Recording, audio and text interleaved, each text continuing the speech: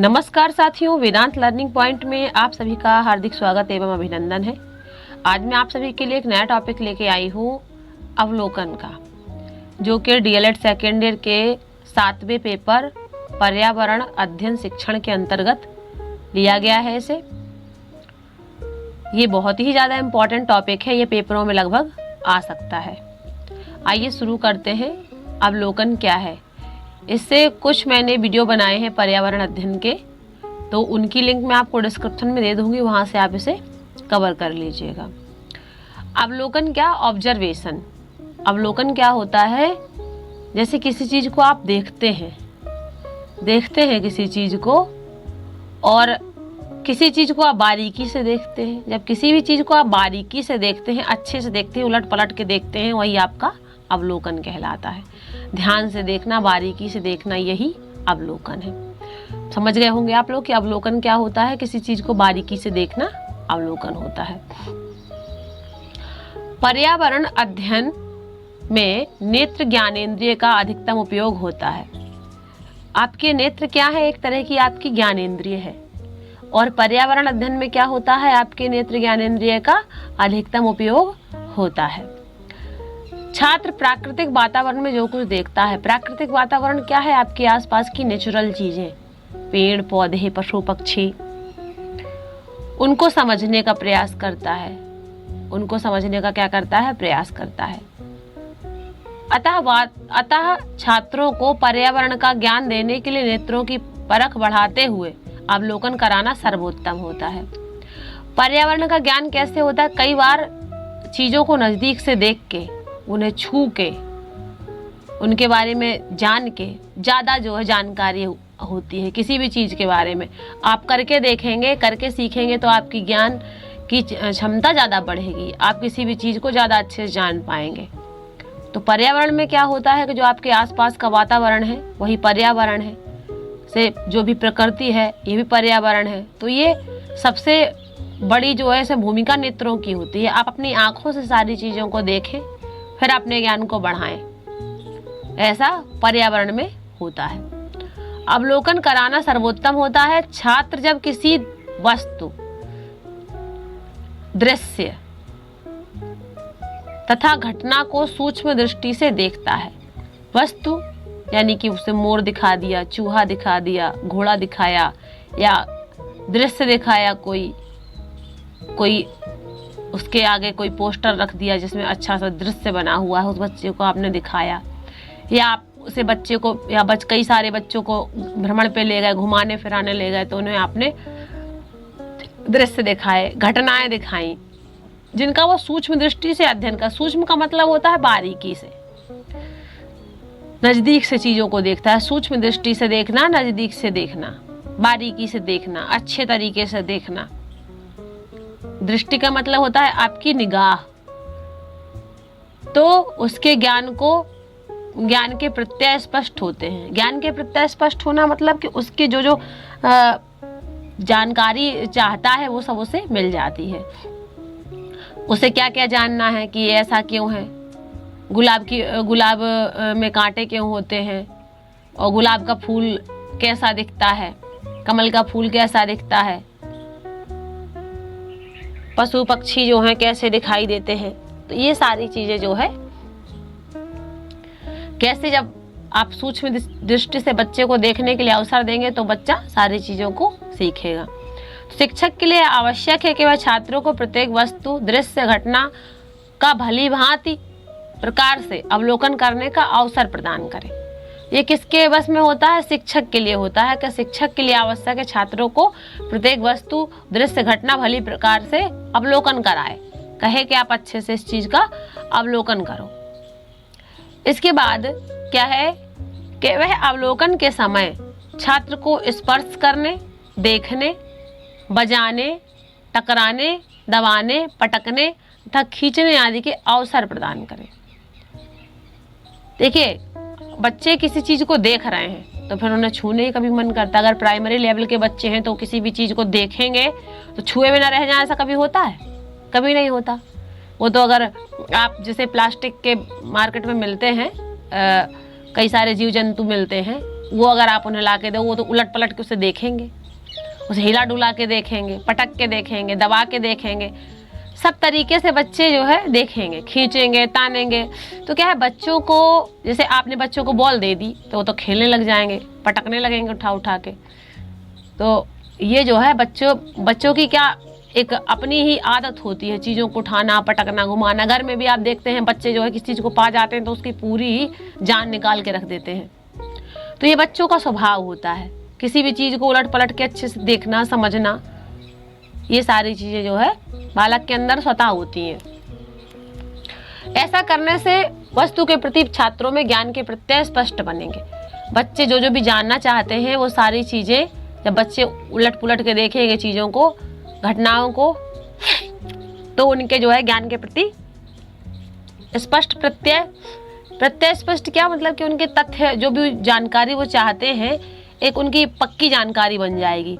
ज्ञान के प्रत्यय स्पष्ट बनना कि ज्ञान के जो तथ्य हैं, जैसे कि मान लीजिए अगर वो किसी जंगल में देख रहा है, जंगल में शेर होते हैं, चीते होते हैं, ये सारी चीज़, चिड़ियाघर आप उनको ले गए तो उन्होंने सारी चीज़ चिड़ियाघर में देखी, आप उनको ये बताएंगे कि जंगल में इसी प्रकार से जो है जीव जंतु होते हैं, मोर होते हैं, बाघ होते हैं, शेर होते हैं, चीते होते हैं, सारी चीज़ें। तो इस प्रकार के दृश्य घटना का अवलोकन कराते समय निम्न तथ्यों को समझने या परखने का उन्हें अवसर दे। देखिए बच्चों को क्या क्या समझाना है, आपको क्या क्या परखने का आपको उन्हें अवसर देना है। देखिए सबसे पहली बात है कि आपको दृश्य में प्रस्तुत वस्तुओं का गहन अवलोकन कराना। जैसे मान लीजिए आप उन्हें चिड़ियाघर दिखाने ले गए, तो अगर वो देख रहे हैं, जैसे आप किसी जो है पिंजड़े में बंदर कैद हैं, किसी में तमाम तरह के जीव जंतु रहते हैं, मोर हैं, शेर हैं, बाघ हैं, उससे पहले उनका नाम लिखा होता है कि इसमें यहाँ पे आपको ये देखने के लिए मिलेगा, यहाँ पे आपको हंस देखने के लिए मिलेगा, उनकी प्रजाति लिखी होती है उनके बारे में। तो बच्चों को पहले वो पढ़ के बताएं कि ये जो है इस तरह से आपको सारी चीज़ें ये है कि ये यहाँ पे है, और ये इस पक्षी में या ये गुण होते हैं, ये इस चीज़ के काम आता है, जो भी है सारी चीज़ें उसमें दी रहती हैं, कहाँ पाया जाता है ये चीज़ें। दृश्य या घटना के कारणों का अवलोकन कराना, कोई भी दृश्य आप दिखा रहे हैं उसमें क्या क्या घटित हो रहा है, क्या क्या कारण है, वो सारी चीज़ें बच्चों को दिखाना। दृश्य घटना के कार्य का अवलोकन करना, जैसे मान लीजिए आप बच्चों को दृश्य दिखा रहे हैं, वहाँ पे क्या क्या 2 झोपड़ियाँ बनी हैं और कुछ औरतें कुछ साफ कर रही हैं, जैसे मान लीजिए चावल ही साफ कर रही हैं, और वहीं पे उनके जो है बच्चे खेल रहे हैं, और वहीं पे एक कुम्हार जो है अपनी चौक का उपयोग करते हुए बर्तन बना रहा है। तो वहाँ पे दृश्य दिखाएं और दिखाएं कि बच्चों को ये बताएं कि यहाँ पे क्या क्या कार्य हो रहा है, कि 2 औरतें बैठी हुई हैं, ये चावल साफ कर रही हैं, और किस तरीके से जो है ये चीज़ें चल रही हैं। कुम्हार है जो बर्तन बना रहा है, बच्चे खेल रहे हैं, तो उसमें क्या क्या घटित हो रहा है, क्या क्या कार्य हो रहे हैं दृश्य में, या बच्चों को अवलोकन कराएं। दृश्य या घटना की कार्य विधि का अवलोकन कराना, किस तरीके से कार्य हो रहा है। हाथों से चावल बीने जा रहे हैं, चौक को घुमा घुमा के बर्तन बनाए जा रहे हैं, बच्चे खेल रहे हैं, तो क्या खेल रहे हैं, किस तरीके से खेल रहे हैं, ये आपको बच्चों को कहना है कि इसे अच्छे से देखें कि इसमें क्या क्या हो रहा है, और बच्चों को बताते जाएं। फिर क्या है, वस्तु कार्य कारण तथा विधि का समन्वय करना। फिर उन्हें ये बताना कि भोजन की आवश्यकता होती है, इसलिए ये चावलों को साफ कर रही हैं भोजन बनाने के लिए।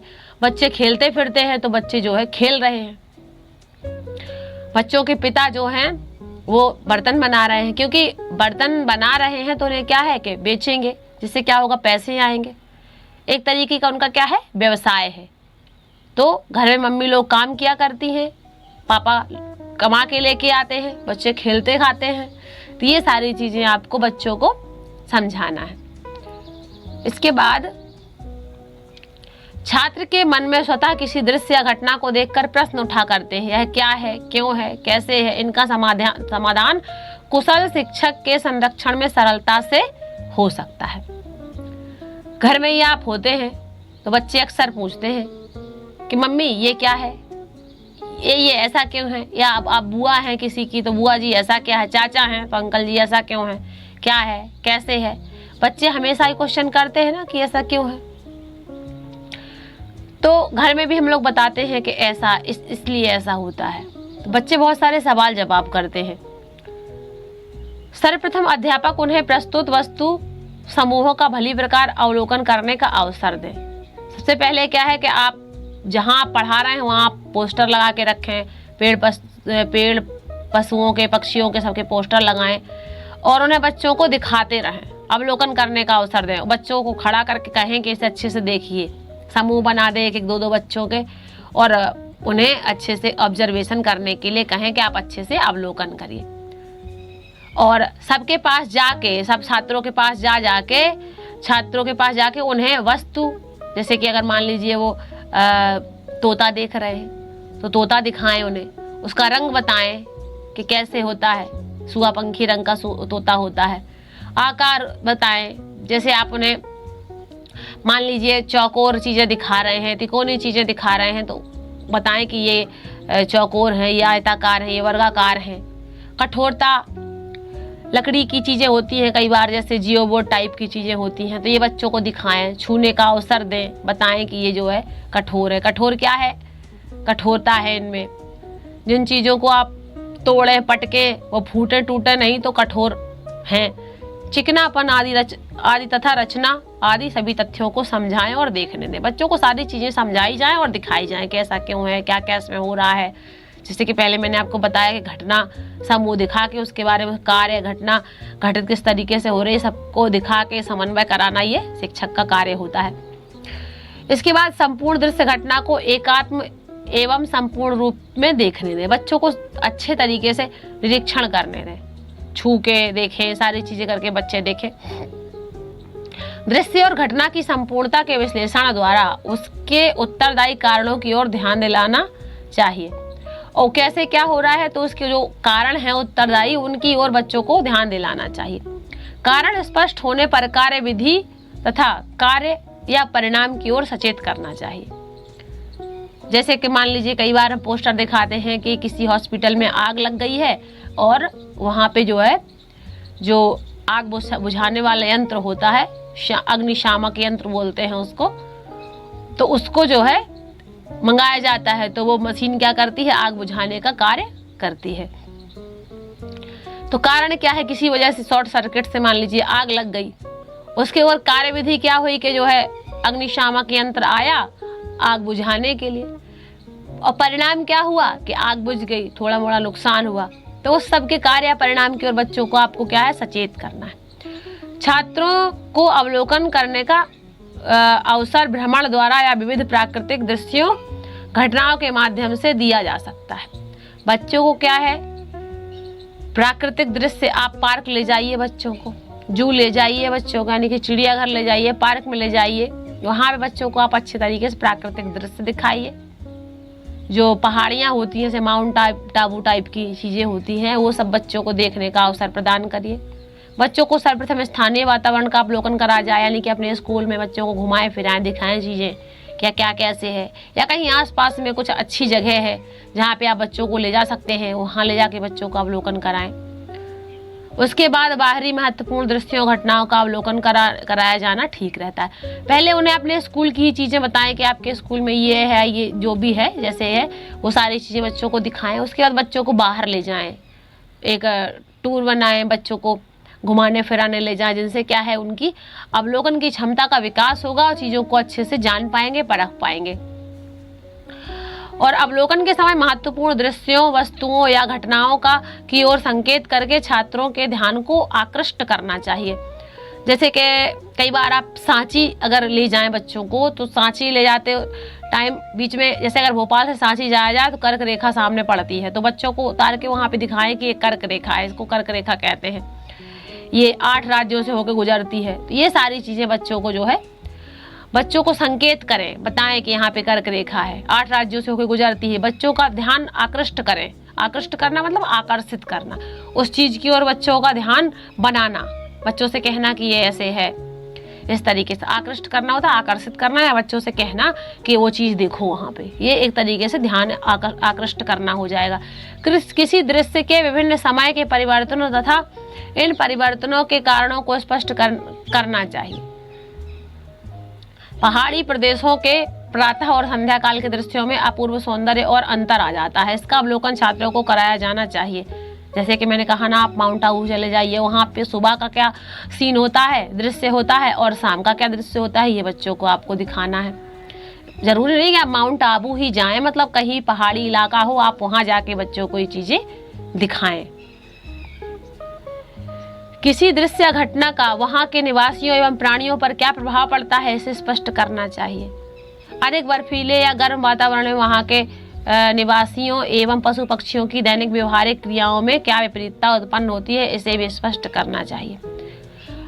उन्हें बताना चाहिए कि बहुत ज़्यादा अगर बर्फीले इलाके में लोग रहते हैं तो वो कैसे रहते हैं, उनका दैनिक व्यवहारिक क्रिया क्या है, कि रोज का जो रोजमर्रा की आपकी क्रिया है, जैसे कि आप सुबह उठते हैं, नहाते हैं, धोते हैं, ब्रश करते हैं, खाना पीना खाते हैं, नाश्ता करते हैं, स्कूल जाते हैं पढ़ने, तो ये क्या है, व्यवहारिक क्रिया है। मम्मी लोग होती हैं तो उठती हैं सुबह सुबह, घर की साफ सफाई करती हैं, खाना पीना बनाती हैं बच्चों के लिए, बच्चों का लंच तैयार करती हैं, बच्चों को स्कूल भेजती हैं। पापा जी हैं तो वो तैयार होते हैं, ऑफिस के लिए निकलते हैं या जो भी काम करते हैं। तो एक तरीके से क्या हो गया, ऐसे ही वहाँ के निवासियों और पशु पक्षियों की दैनिक व्यवहारिक क्रियाएं क्या हैं और उनमें विपरीतता उत्पन्न होती है। मतलब विपरीतता का मतलब है कि विपरीत अर्थक जो है कि उल्टा, उसका उल्टा क्या है, मतलब क्या चीजें हैं वहाँ पे। जैसे कि अगर वहाँ पे मौसम गर्म है तो वहाँ के लोग किस तरह से अपनी जो दिनचर्या है उसे कैसे करते हैं, सुबह सुबह ही निकल जाते हैं, क्योंकि दोपहर में बहुत ज़्यादा गर्मी होती है। तो जिससे जहाँ जाना होता है सुबह सुबह ज़्यादातर लोग जाते हैं, शाम को लौट के आते हैं, सुबह शाम में आना जाना करते हैं, दोपहर में कम ही लोग निकलते हैं। और अगर सर्दी का मौसम होता है तो सुबह शाम लोग नहीं ज़्यादा जाते, दोपहर में अपना काम करते हैं। इस तरीके से बताना चाहिए। इसे भी स्पष्ट करना चाहिए, जब छात्र किसी वस्तु समूह, वस्तु क्रम, दृश्य, घटना का गहन निरीक्षण कर ले तो छात्र को कक्ष में स्मृति तथा कल्पना के आधार पर उसे चित्रित करने का अवसर दें। देखिए, ये बहुत ज्यादा महत्वपूर्ण बात होती है। क्या है कि आप बच्चों को कहीं लेके गए, आपने बच्चों को चीजें दिखाई, पशु पक्षी दिखाए, पेड़ पौधे दिखाए, वस्तु समूह दिखाए, वस्तु क्रम, दृश्य, घटनाएं, सारी चीजें बच्चों को दिखाई। बच्चों से कहा कि आप अच्छे से देखिए सारी चीजें, जो भी मैंने अभी आपको ऊपर बताया, बारीकी से छू के, देख के, पटक के, हर तरीके से आपने बच्चों को चीजें देखने दी। उसके बाद आप उन्हें वापस लेके आए कक्ष में, मतलब उस दिन नहीं तो अगले दिन। फिर आपने बच्चों से कहा कि हम कल आउटिंग पे गए थे, वहां पे आपने क्या क्या देखा। आपकी स्मृति क्या है, आपकी याददाश्त, कि आपको क्या क्या याद है और आप क्या क्या सोच पा रहे हैं। सोचना क्या, एक तरीके से कल्पना है। कल्पना यानी काल्पनिक चीजें, मतलब कि जो है हम सोच रहे हैं कल हम जो है दिल्ली गए थे, हमने वहाँ पे लाल किला देखा, हमने वहाँ जामा मस्जिद देखी, हमने वहाँ इंडिया गेट देखा, इंडिया गेट में मसालें चल रही थी, वहाँ पे वो लोग आ जा रहे थे। तो इस तरीके से कल्पना के आधार पर उनसे कहें कि आपने जो चीज देखी, जो भी आपको ध्यान है, उसे आप चित्रित करें, यानी कि अपनी आर्ट की कॉपी निकाल लें, उसे बना के दिखाएं कि आपने क्या क्या वहाँ पे देखा, पेड़ पौधे पक्षी, जो भी आपने देखा, आपको ध्यान है, आप बनाएं।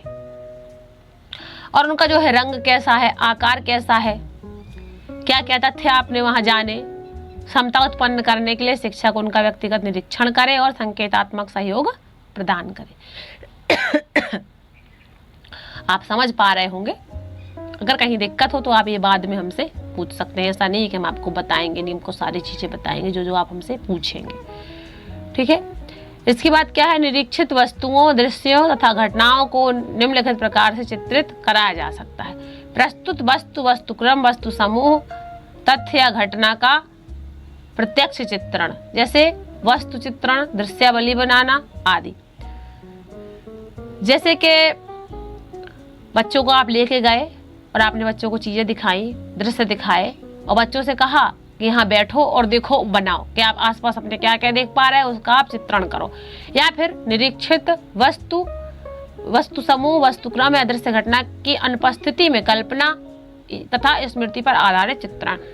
और दूसरा क्या, मैंने आपको बताया अभी कि आप क्या कहते हैं, बच्चों को घुमाने गए, घुमा के लेके आए, घुमा के लेके आने के बाद आप उनसे कहिए कि आपने कल क्या क्या देखा, क्या क्या आपको याद है, आपकी याददाश्त में, आपकी स्मृति में क्या क्या है, आप उसे बनाओ। तो कल्पना के आधार पर बच्चे चित्रण करेंगे। इसके बाद आपका आता है क्या, अवलोकन की विशेषताएं। अवलोकन की विशेषताएं आपकी आती हैं। देखिए अवलोकन की विशेषताएं क्या क्या हैं, देख लेते हैं।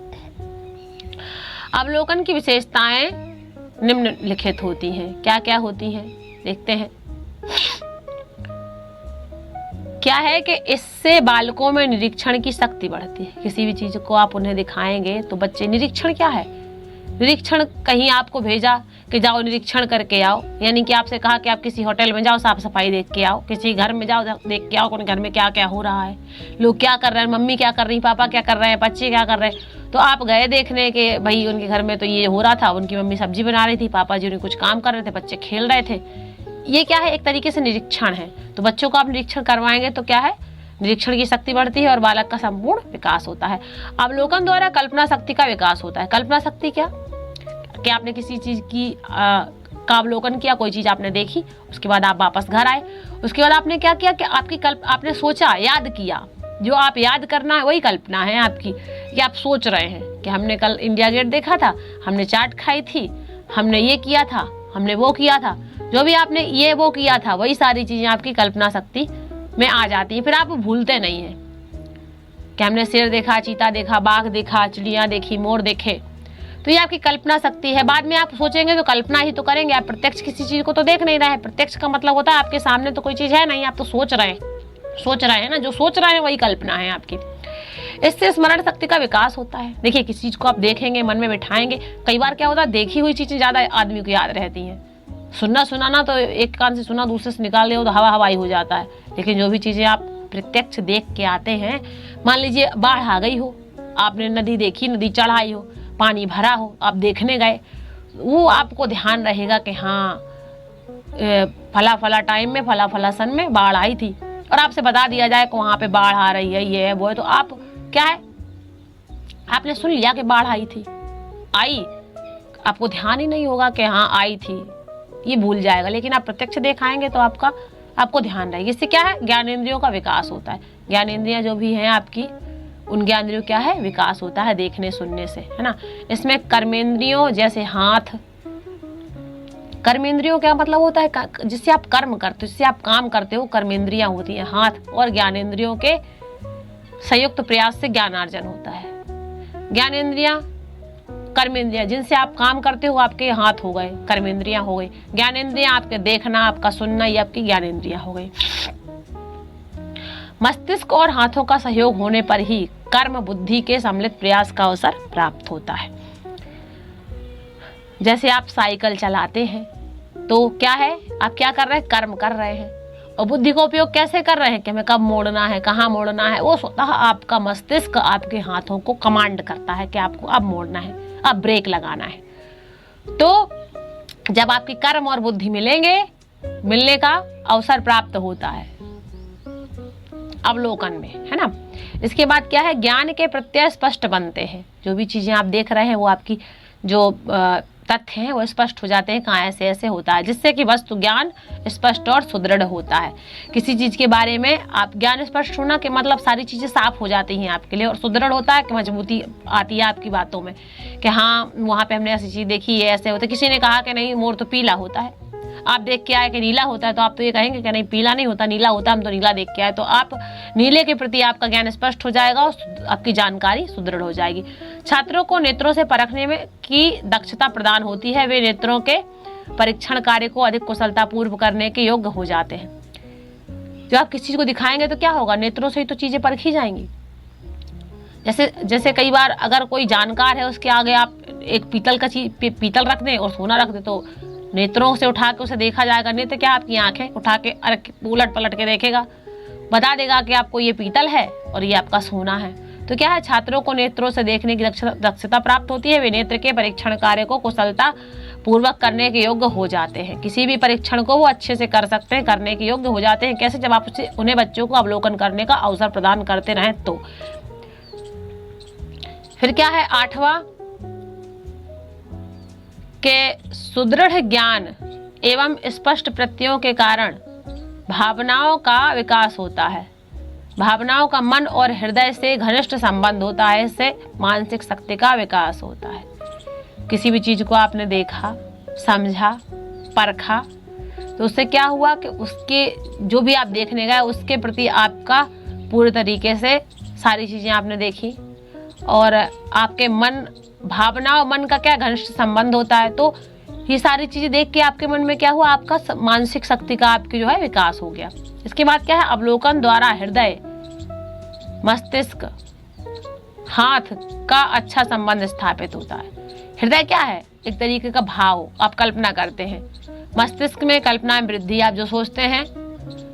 हाथों से आपका कर्म होता है। इसमें क्या है कि सारी चीजें जब मिल जाती हैं तो अच्छा संबंध स्थापित हो जाता है। जैसे मैंने आपको बताया कि आप साइकिल चला रहे हैं, आप मोटरसाइकिल चला रहे हैं, स्कूटी चला रहे हैं, तो आपके हृदय में क्या है कि आपको कहाँ जाना है, एक भाव है कि हमें फलानी जगह जाना है।